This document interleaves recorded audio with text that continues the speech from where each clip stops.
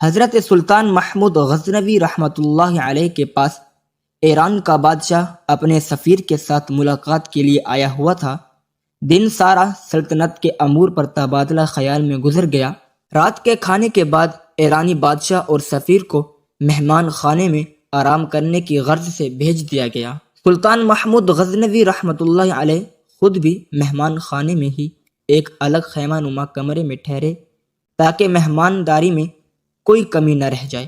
تقریباً نصف رات کے بعد سلطان نے اپنے خیمے کے باہر کھڑے غلام کو آواز دی، حسن! اس نے پانی کا لوٹا اور خرمچی اٹھائی اور خیمے میں داخل ہو گیا۔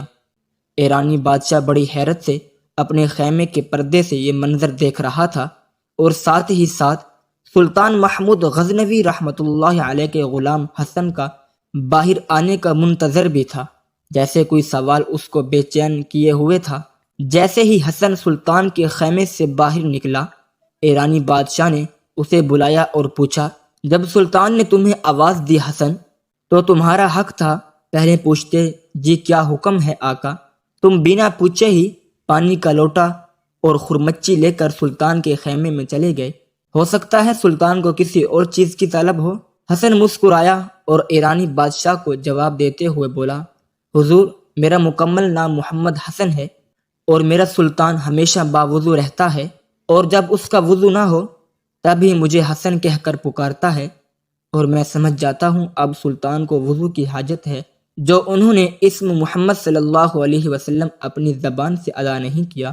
آج تک میرے سلطان نے بغیر وضو کے مجھے محمد حسن کہہ کر نہیں پکارا۔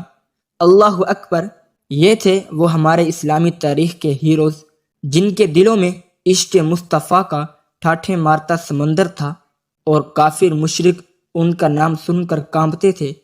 جب تک مسلمان بادشاہوں کے ہاتھوں میں قرآن و حدیث اور صوفیاء کا دامن تھا، تب ان کا غلبہ بھی تھا۔ اللہ پاک ہم سب کو عمل کرنے کی توفیق دے، آمین۔